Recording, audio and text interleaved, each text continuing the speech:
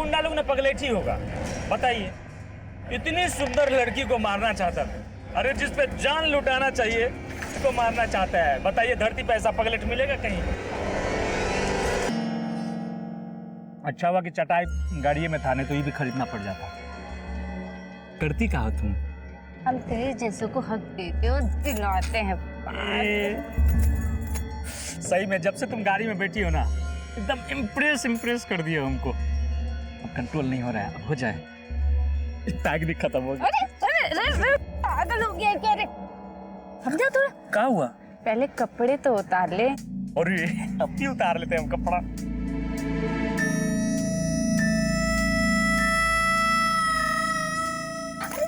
तो अब क्या हुआ? मुझे भी तो कपड़े उतारने दे। अरे तो जल्दी उतारो ना, जल्दी उतारो, जल्दी उतारो। ए, अरे कपड़ा लेके कहाँ जा रही हो? ले आ साले, बहुत हक चाहिए था ना तुझे। अब देखी तुझे हक, कुत्ता कमीना कहीं का। मेरी इज्जत लूटना चाहता था तू, मेरी इज्जत। लूट कहाँ रहे थे? हक तो तुम ही दे रही थी ना, हम मांगने गए थे हक। अब आ बाहर कमीना तू। ले कमीना कुत्ता कहीं का साला। साला क्वार्टर पी के चली गई है।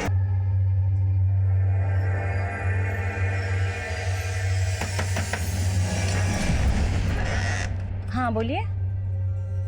कौन है तू और मेरे घर में क्या कर रही है? ये मेरा घर है। ये मेरे पति का घर है। क्या है मेरा पति? चिंटू के पापा, चिंटू के पापा जरा बाहर निकलना। चिंटू के पापा, चिंटू के पापा जरा बाहर निकलना।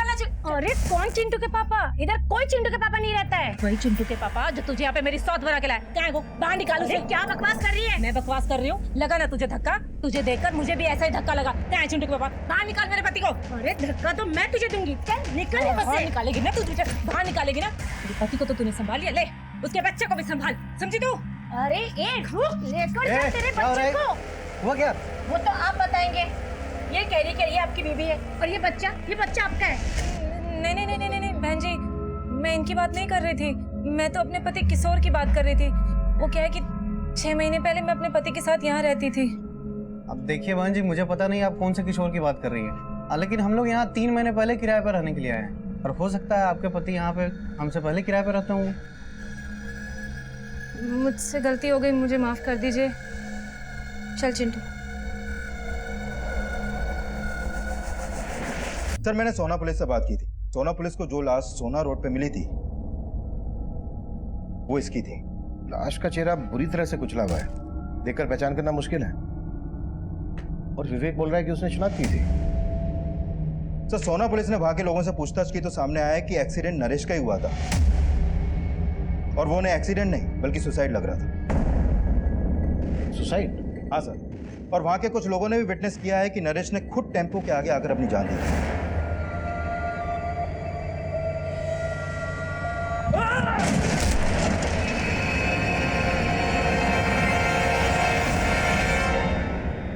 एक तरफ सोना पुलिस को कई ऐसे आई विटनेस मिले थे जिन्होंने नरेश को सुसाइड करते हुए देखा था, वहीं दूसरी तरफ नरेश का छोटा भाई विवेक बोल रहा था कि नरेश का मर्डर हुआ था और नरेश की पत्नी मालती का मानना था कि नरेश मरा ही नहीं, जिंदा है। और इन सब बातों के बीच नरेश की लाश बदले जाने का मामला हमारे सामने आया। इस केस में दोहरे मापदंडों को देखते हुए यह केस पूरी तरह से हमें सौंप दिया गया और हम सबसे पहले उस कॉन्ट्रैक्टर रिद्धेश सोलंकी से मिले जिस पर नरेश की हत्या करवाने का शक जताया जा रहा था। सर आप बेकार में मुझ पर शक कर रहे हैं। नरेश की मौत से मेरा कोई लेना देना नहीं है। हमने पता किया है, तुमने नरेश को रिश्वत ऑफर की थी अपना प्रोजेक्ट पास करवाने के लिए। सर हर कॉन्ट्रैक्टर ऐसा नहीं होता है। आप पहले नरेश के बारे में पता तो कीजिए। वो दिमाग से खिसका हुआ है, दिमाग की बीमारी की दवाई भी लेता था। अच्छा सर मैं झूठ नहीं बोल रहा हूँ, गुस्सा तो उसकी नाक पे चढ़ा रहता था और मैंने तो बस मिठाई का डब्बा उसको भेजा था। उसे लगा कि उस डिब्बे में पैसे हैं और बस इसीलिए उस प्रोजेक्ट से उसने मेरा पत्ता साफ कर दिया। और तुमने उसी को साफ कर दिया? सर ये आप क्या कह रहे हैं? वहां पर सभी लोगों ने देखा था कि उसने सुसाइड की थी और सर इस तरह आप मुझ पर ब्लेम नहीं कर सकते हैं। किसने क्या कहा, किस मकसद से कहा, ये हम इन्वेस्टिगेट कर रहे हैं और अगर कुछ भी मिला ना तेरे खिलाफ तो अगली मुलाकात रिमांड रूम में होगी और वहां पता चलेगा कि टॉर्चर क्या होता है। चल निकल चल। करण ये कह रहा है कि नरेश की दिमागी हालत ठीक नहीं है। नरेश का भाई विवेक कह रहा है कि उसकी भाभी की दिमागी हालत ठीक नहीं है। दोनों को दिमागी प्रॉब्लम। नरेश का हमें स्टेटमेंट ऑफ माइंड समझना होगा। नरेश के भाई विवेक पर भरोसा नहीं कर सकते। एक काम करो, नरेश की बीवी को थाने बुलाओ। सर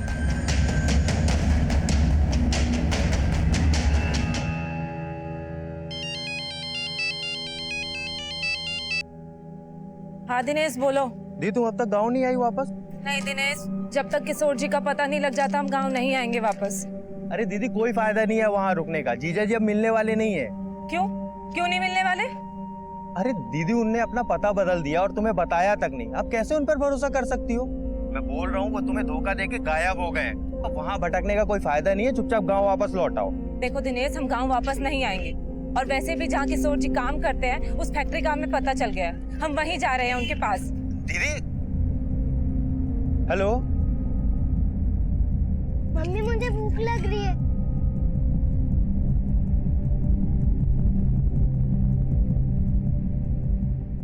ये देखो तुम्हारा पसंदीदा चाइनीज।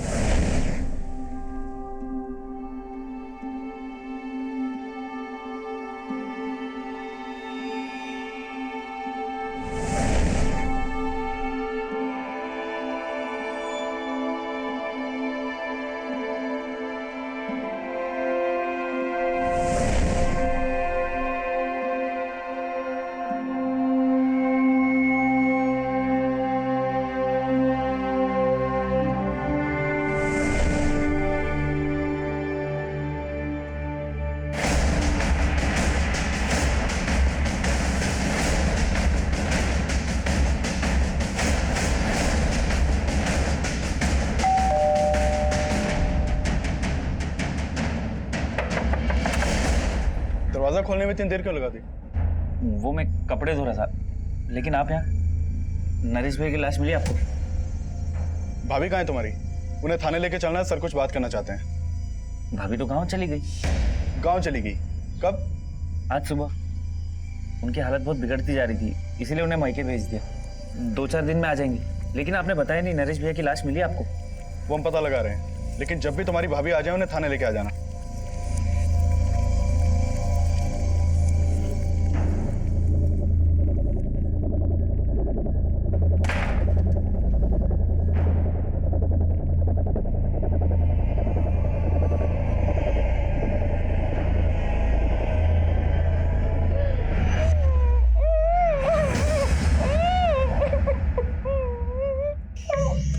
ज्यादा आवाज निकालने की कोशिश मत करो, वरना भैया की तरह आपके भी प्राण निकल जाएंगे।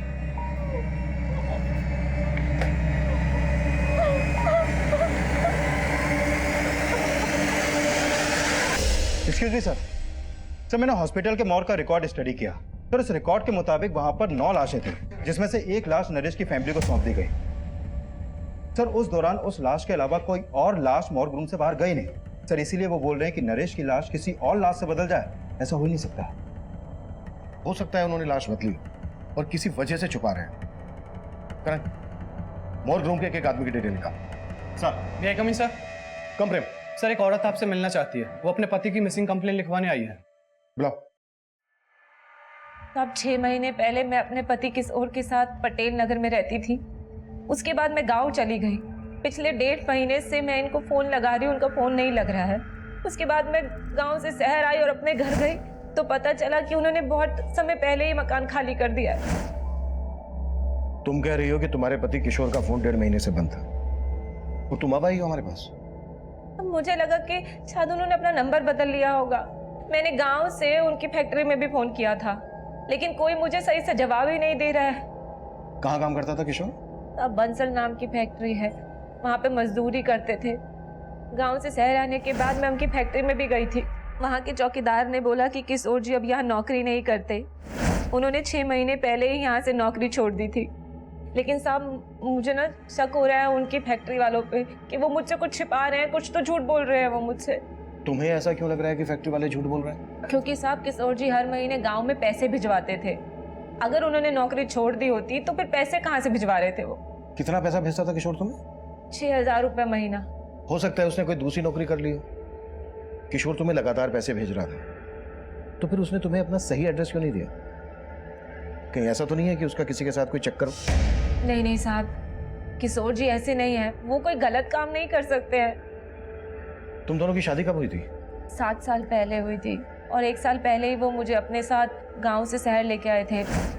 तब मैं उनके साथ बहुत खुश थी। यहाँ पर मेरा बहुत ख्याल रखते थे वो, किसी चीज़ की कोई कमी नहीं आने दी उन्होंने। कब से ढूंढ रही हूँ, मुझे मिल ही नहीं रहे हैं। आप उन्हें ढूंढ दीजिए ना साहब। हाँ ठीक है, तुम ऐसा करो, किशोर का हमें फ़ोन नंबर, जिस फैक्ट्री में वो काम करता था वहाँ का एड्रेस, जहाँ रहता था वो एड्रेस, ये सब हमें लिखवा दो। ठीक। अपना नंबर भी लिखवा देना। ठीक है सर। नंदी,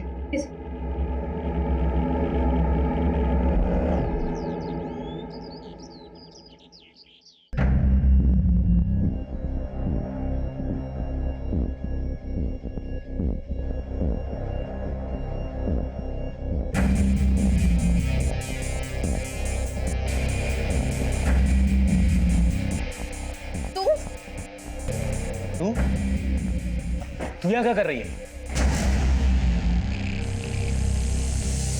तुम क्या देख रहे हो? आरती उतारोगे क्या इसकी? निकालो बाहर इसे। ऐसे नहीं मारेगी, चल निकाल। अरे छोड़ो, छोड़ो मुझे। कहाँ लेके जा रहे हो तुम? मुझे तेरी जगह दिखाने। छोड़ो मुझे। छोड़ो। बोला ना, चल।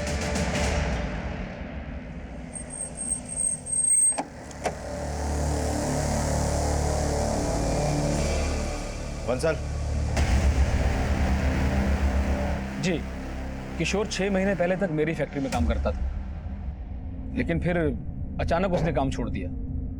यहाँ से काम छोड़ने के बाद उसने कहाँ पर काम किया? अब ये तो मुझे पता नहीं, पर हाँ मेरे मैनेजर ने बताया कि वो अपनी आखिरी महीने की तनख्वाह भी लेकर नहीं गया। कितनी तनख्वाह थी उसकी? यही 6,000 रुपये, बाकी लेबर की तरह। 6,000 रुपए। इतने ही पैसे हर महीने वो अपनी बीवी को भेजता था, फिर अपना खर्चा कैसे चलाता होगा?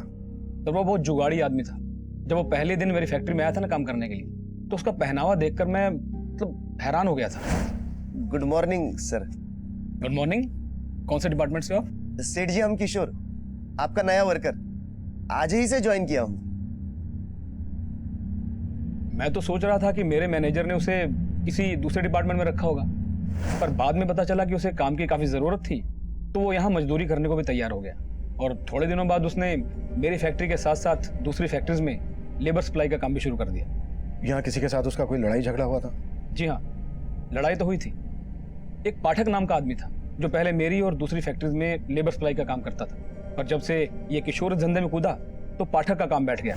तूने मेरे धंधे में हाथ डाल के अच्छा नहीं किया। अपना बोरिया बिस्तर उठा के जा, वरना मैं तेरी। वरना क्या कर लेगा रे? क्या कर लेगा? चल निकल यहाँ से। मैं अभी नहीं डरता तेरी धमकियों से, समझा ना? तेरी ये मजाल देख, मैं तेरे को बताता। अबे चाकू ऐसे नहीं, ऐसे खोलते हैं। अब चला के दिखाओ कैसे चलाना है, दिखाओगे चला के। ए, किशोर पाठक, क्या हो रहा है पर? हाँ? सर मैंने तो किशोर को बोला भी था कि वो पुलिस में कंप्लेन कर दे, पर उसने कोई एक्शन ही नहीं लिया। तो आपको लगता है पाठक किशोर के साथ कुछ कर सकता है? अब सर मैं तो इसके बारे में कुछ बता नहीं सकता, ये तो आप पता कीजिए। पर सर किशोर का इस तरह से गायब होना मुझे कुछ ठीक नहीं लग रहा है। ठीक है सर, इस बंसल की बातें भी कुछ अटपटी सी लग रही हैं। कहीं हमसे कुछ छुपा तो नहीं रहा? पता करो इसके बारे में, और फैक्ट्री के दूसरे स्टाफ से भी बात करो, और बंसल जिसका नाम ले रहा है पाठक, उससे भी मिलो। सर,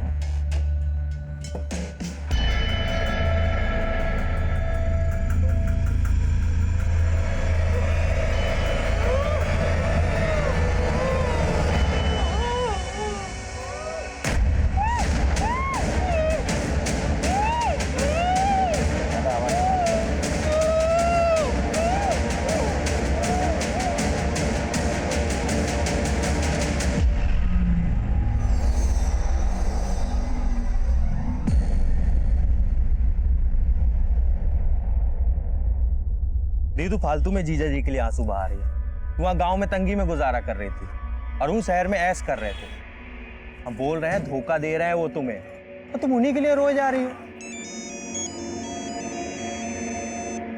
पुलिस स्टेशन से फोन है, लगता है किशोर जी के बारे में पता चल गया है।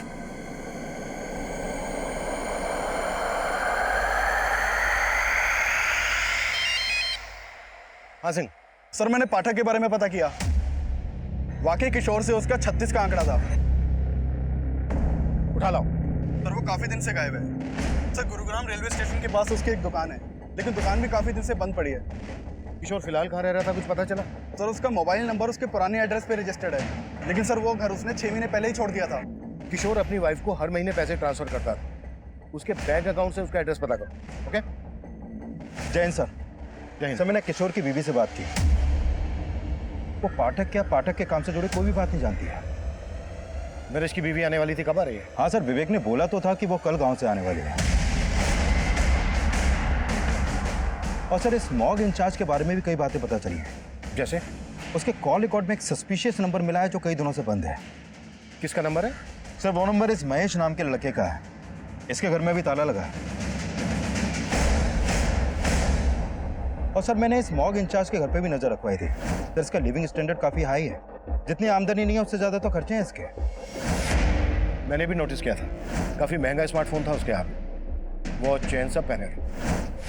एक मॉर्ग इंचार्ज के पास इतना पैसा, कुछ तो है जो ठीक नहीं है। करण, उठा लो और तोड़ो। सब बोल दो साहब। दरअसल मैं लाश बेचने का धंधा करता हूँ साहब। जो लावारिस लाश मेरे मॉर्ग में आती है, जिनकी शिनाख्त नहीं होती, सरकार हमें उनके क्रियाक्रम करने के 5,000 रुपए देती। वो पैसे मैं जेब में रख लेता हूँ और लाश बेच देता हूँ साहब। किनको बेचता वो लाश? प्राइवेट मेडिकल कॉलेजेस को साहब। वो रिसर्च करने के लिए लाश खरीद लेते हैं। ये नरेश की लाश कहाँ है? वो गलती से मेडिकल कॉलेज चली गई, वहाँ दूसरी लाश जानी थी। कौन सी लाश? महेश नाम का एक लड़का है जो मुझे वो लाश सप्लाई करता है जिनका कोई रिकॉर्ड नहीं होता। कुछ दिनों पहले उसे एक लाश मिली थी जिसे मैंने 10,000 रुपए में खरीदा। महेश का मिलेगा अभी? सर वो पता नहीं, जब से उसे इन सब का पता चला है तब से वो गायब हो गया सर। हॉस्पिटल चल के वो लाश हमें दिखा अभी। और हाँ, उस मेडिकल कॉलेज का नाम क्या है?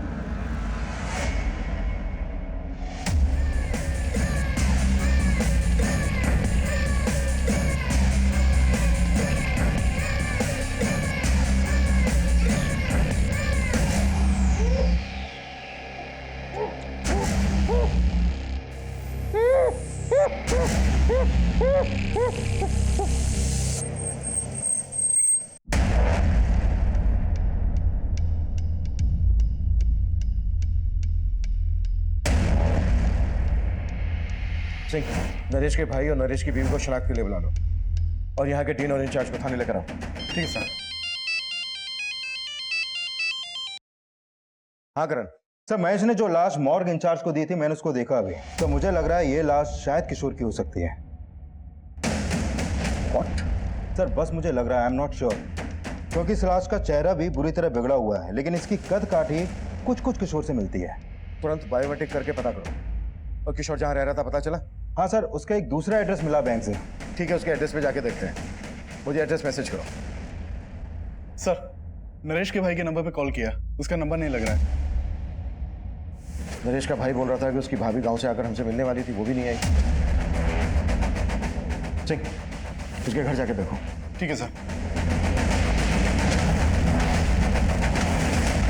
साहब, क्या हुआ? साहब उस लड़की ने मेरा जीना हराम कर दिया। कौन लड़की? साहब उसने मेरे घर से गहने जेवर सब चुरा लिए और मुझे बांध के भाग गई। अरे वो तो ठीक है, लेकिन ये बताओ कौन है वो लड़की? वो इनकी बेटी है सर, और वो कोई नहीं, वो मैं हूं। ये रहे वो गहने जो मैंने अपने ही घर से चुराए।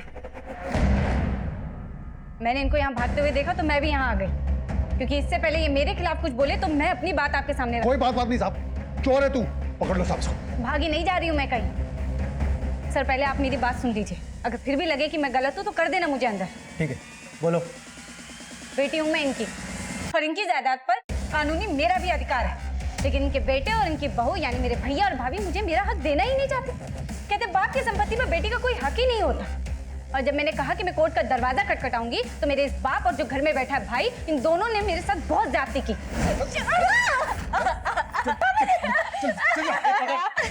ये ना ऐसे नहीं मानेगी, रुक। कर देगी ना साइन, करेगी ना। खोल मुट्ठी, नहीं तो मैं तेरा हाथ ही काट डालूंगी आज। और जब मैंने कोर्ट जाने की बात की तो इन लोगों ने जबरदस्ती कागज पे मेरा अंगूठा लगवा लिया। देख संध्या, तू सही नहीं कर रही है। और तुम ठीक कर रहे हो। देखो, तुम किसी से जबरदस्ती नहीं कर सकते। तुम्हारे घर का मामला है, शांति से सुलझा लो, क्योंकि अगर हमने दखल दिया ना तो बहुत दिक्कत होगी तुम्हें, समझे?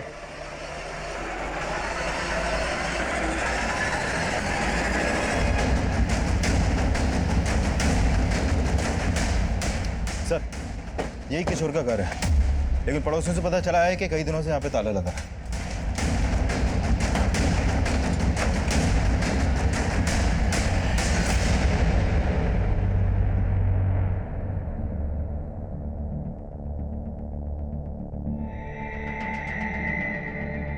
हाँ ठीक है, थैंक यू। सर, अंदर तो कुछ भी सस्पिशियस नहीं मिला। ये भी कम सस्पिशियस नहीं है कि जो आदमी 6 महीने पहले तक एक फैक्ट्री में मजदूर था, उसके बाद लेबर सप्लाई का काम करने लगा, वो इतने ठाट से रहता हो। इस किशोर का करेक्टर को समझ में नहीं आ रहा है। शायद 2 नंबर का काम करता हो। किशोर की कुंडली निकालो और आसपास में भी पूछताछ करनी है।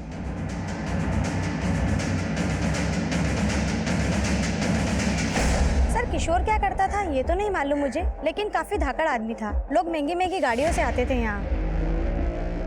किशोर के साथ यहाँ कोई और भी रहता था? फिलहाल तो वो अकेला रहता है, लेकिन कुछ टाइम पहले उसकी बीबी भी यहीं रहती थी।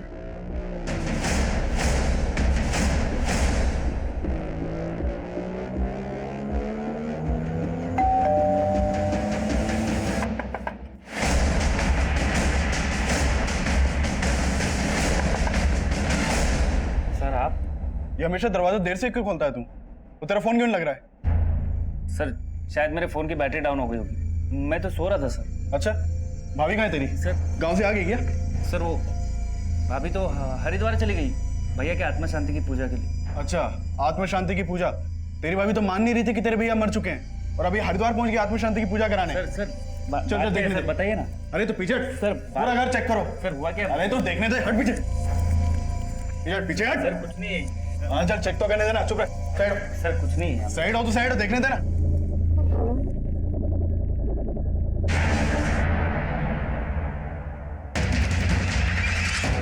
मालती, नंदिनी, जल्दी आओ। पकड़ इसको।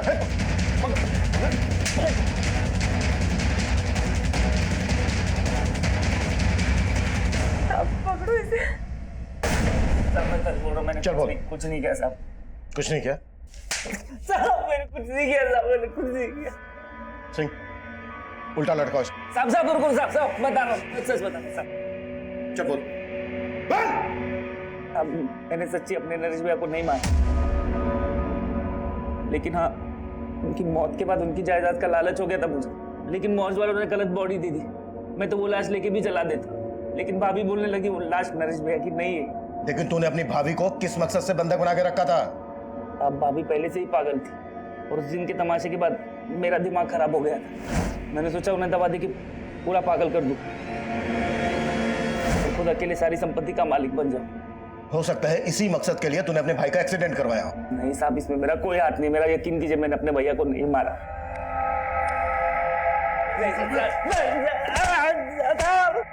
सर, हमने उस लाश का बायोमेट्रिक किया था, वो लाश किशोर की है, और उसके आधार कार्ड पे उसके गांव का एड्रेस है।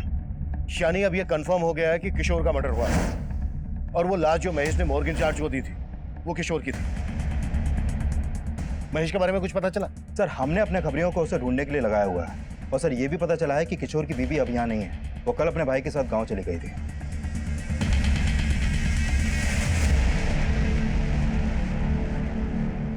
दीदी, खैर जो हुआ सो हुआ, भूल जाओ। हमको तो बस एक ही बात का डर है, अगर पुलिस वालों को उन बातों का पता लगा ना तो सिर्फ हम पर नहीं आप पर भी शक करेंगे। इसीलिए हम मना किए थे, मत जाओ पुलिस वालों के पास।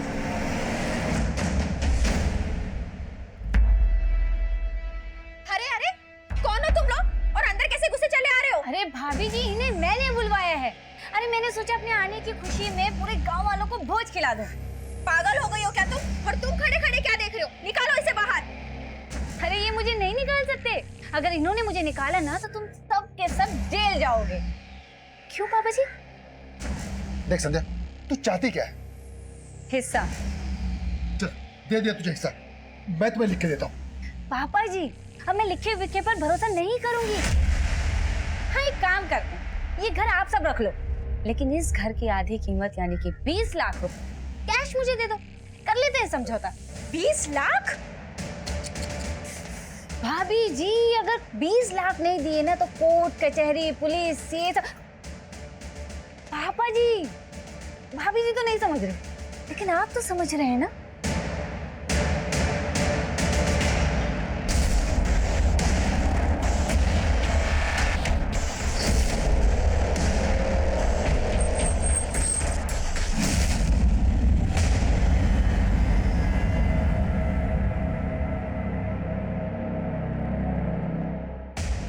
हमें तो पहले ही लग रहा था कि किशोर के साथ कुछ ऐसा ही हुआ होगा। तो तुम मान रही थी कि किशोर का मर्डर हुआ था? इसे जानती हो? कौन है ये? हमें शक है कि किशोर के मर्डर में इसका हाथ है, लेकिन किशोर को मरवाने में दिमाग किसी और का है। सर किसकी बात कर रहे हैं आप? हमें यह भी पता चला है कि किशोर गुरुग्राम में एक आलीशान बंगले में रह रहा था अपनी बीवी के साथ। बीवी के साथ? सर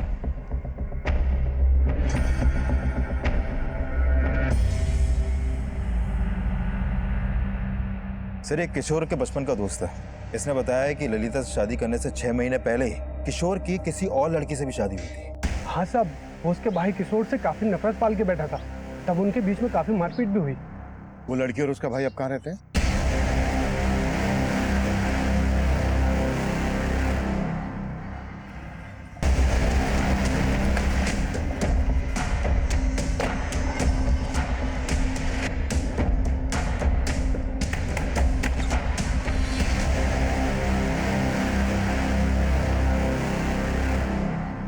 दिए थे हम धमकी किशोर को।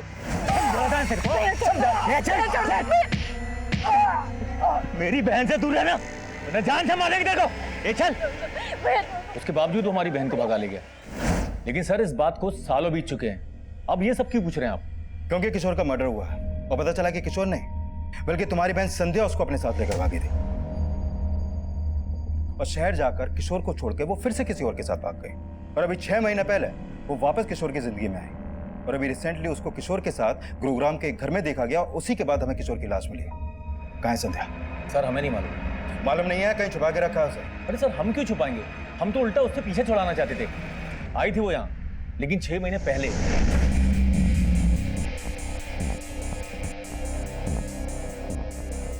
और आकर हमें ही चूना लगा गई। ये घर आप सब रख लो, लेकिन इस घर की आधी कीमत यानी कि 20 लाख रुपए कैश मुझे दे दो। ये लो। थैंक यू पापा जी। नाराज हो, कोई बात। भाभी आप मेरी नजर उतारने वाली थी ना? हाथ कीजिए, ये लो मेरे नाम पे भोज खा लेना। संध्या यहाँ से कहाँ गई थी? जी सर हमें कुछ नहीं मालूम और हम मालूम भी नहीं करना चाहते वो कहाँ है। आपको उसके साथ जो करना है आप कीजिए।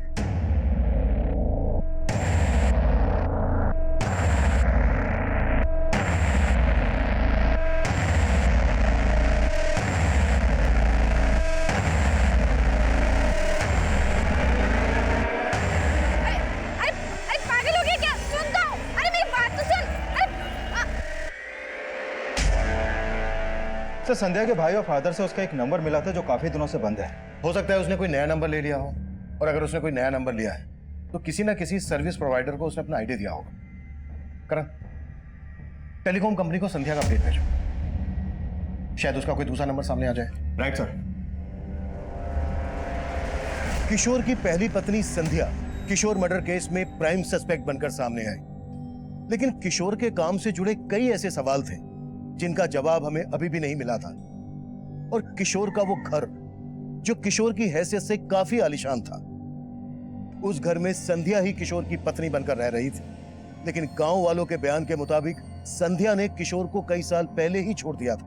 ललिता के रहते संध्या का किशोर की जिंदगी में वापस आना कहीं ना कहीं ललिता और उसके भाई दिनेश का इसमें किशोर को मारने का मोटिव तो नजर आ रहा था, लेकिन इतना भी साफ था कि किशोर की लाश उस मॉर्ग इंचार्ज को महेश नाम के एक लड़के ने बेची थी।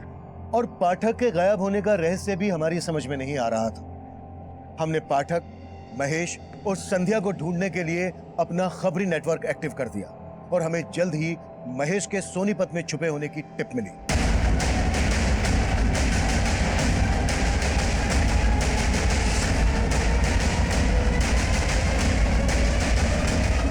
साहब मैंने कुछ नहीं किया साहब मैंने कुछ नहीं किया साहब मैंने किशोर को नहीं मारा। मैं जानता तक नहीं कि उस आदमी का नाम किशोर था। यकीन मानिए साहब, मुझे उसकी लाश मिल गई थी जो मैंने मॉर्ग इंचार्ज को भेज दी बस। कहाँ मिली थी लाश? साहब करीब 20-25 दिन पहले एक टेम्पो वाले को लाश फेंकते हुए देखा था मैंने।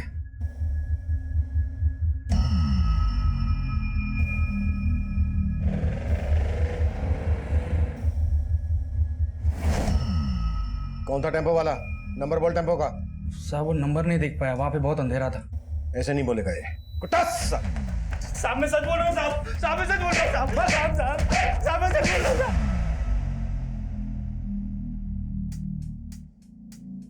साले सब कमीने निकले। एक तो ये सच्चा मर्द निकला जिसने मुझे धोखा नहीं दिया। लेकिन तुम बहुत दी यार, साला बीच जंगल में नंगा करके भाग गए। लेकिन वापस आके तेरा घर भी तो बसाया। हाँ ठीक है, फाइल तैयार करो। ओके सर, एक मोबाइल सर्विस प्रोवाइडर ने संध्या के नाम एक नंबर अलॉट किया था। वो नंबर अभी सोनीपत में एक्टिव है।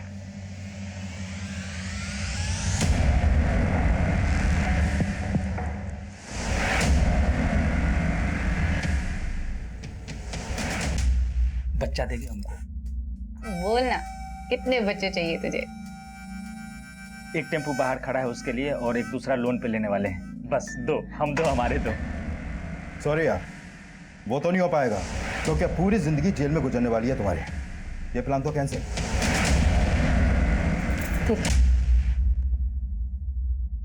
मैंने किशोर को प्यार के जाल में नहीं फंसाया सर, बल्कि सच तो यही कि मैं उससे बहुत प्यार करती थी, लेकिन उसके दिल में मेरे लिए प्यार नहीं। उसके लिए मैंने अपना घर छोड़ा, उससे भागकर शादी की, और उस कमीने ने मुझे कोठे पे बेच डाला। मुझे नहीं जाना, छोड़ जिंदगी बर्बाद कर दी। छोड़, मुझे नहीं जाना, मैं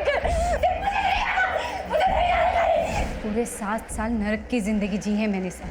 फिर 6 महीने पहले मैं किसी तरह वहां से भाग निकली।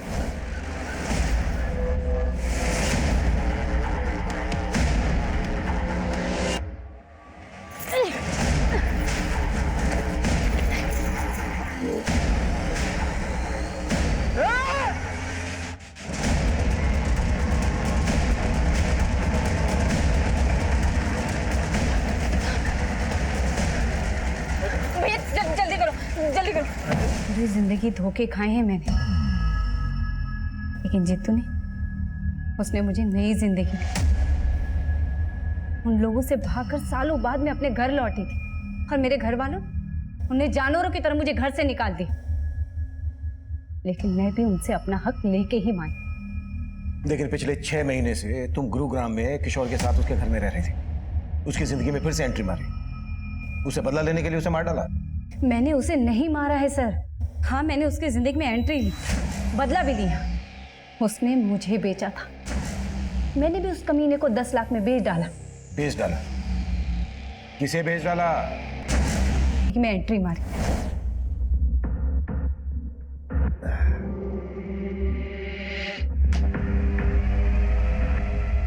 संध्या, प्रिया क्या कर रही है?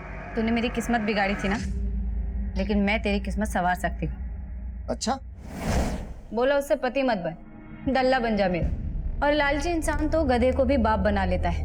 फिर उसने तो मुझे झूठी मलिका बना ली। अपने बाबू लोगों को खुश करने के लिए मेरे साथ सुलाने लगा। लेकिन किशोर को किसे बेचा तुमने, ये बोलो। उसके बॉस बंसल को। कायल था वो मेरा, लेकिन अब सहा नहीं जा रहा, बहुत हो गया। इसलिए एक दिन, बंसल जी, मेरी माँ की बहुत तबीयत खराब है, मुझे 10 लाख की बहुत ज़रूरत है, प्लीज़ कर दीजिए ना। अब इतने प्यार से बोलोगे तो इंतजाम तो करना पड़ेगा मेरी जान। आप कितने अच्छे हैं ना। और फिर बंसल मेरी बातों में आ गया। बड़ी आसानी से उसने 10 लाख रुपए मुझे दे दिए, और फिर मैंने अपना रंग बदल दिया। संध्या, कहाँ है तू? तू मेरा फोन क्यों नहीं उठा रही? बंदा तुझे पता है ना तेरे बिना मेरा। आपको आपकी तन्हाई मुबारक हो बंसल साहब, अब मैं नहीं आऊंगी। मतलब तू मेरा 10 लाख रुपए लेके चंपत हो गई? अरे 10 के बदले किशोर भी तो दिया है, उसे रख लो। संध्या, संध्या मेरी बात सुन।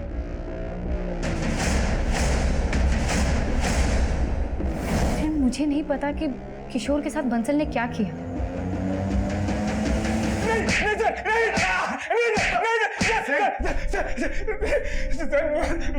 मैंने किशोर को नहीं मारा सर। अच्छा,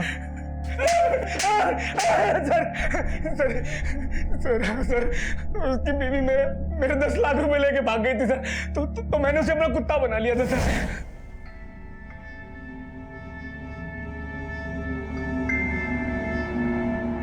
पर एक दिन उसने भागने की कोशिश की सर।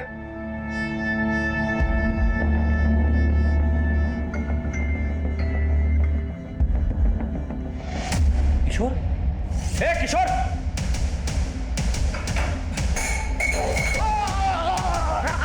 भागेगा? साहब साहब कहाँ जाए भाग के? नहीं साहब, कहाँ जाएगा? भाग के? नहीं साहब, कहाँ जाएगा? भाग के? पड़ा रहा रात भर यहीं पर। और सर कुछ देर बाद मेरे आदमी ने आकर मुझे बताया कि किशोर मर गया है सर।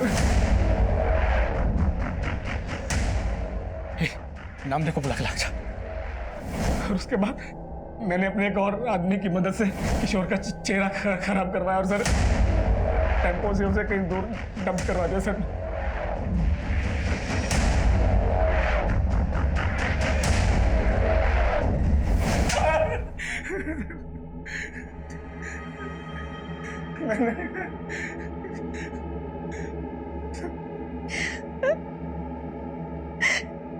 किशोर जी मेरे साथ भी यही सब करते थे। मुझे अपने दोस्त के साथ सुलाते थे।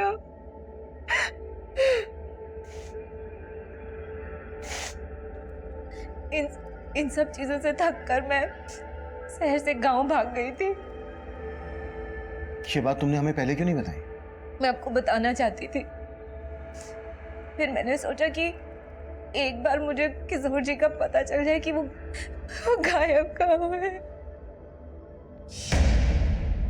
किशोर के चरित्र से जुड़ी बातें जो हमारे सामने आई, उस लिहाज से वो कभी भी किसी की भी नफरत का शिकार बन सकता था। वो जो करता आ रहा था वो पूरी तरह से गैर कानूनी था, अनैतिक था। उसके द्वारा किए जा रहे अपराध हर मोड़ पर दस्तक दे रहे थे, लेकिन ललिता ने इन दस्तक को पूरी तरह से नजरअंदाज किया।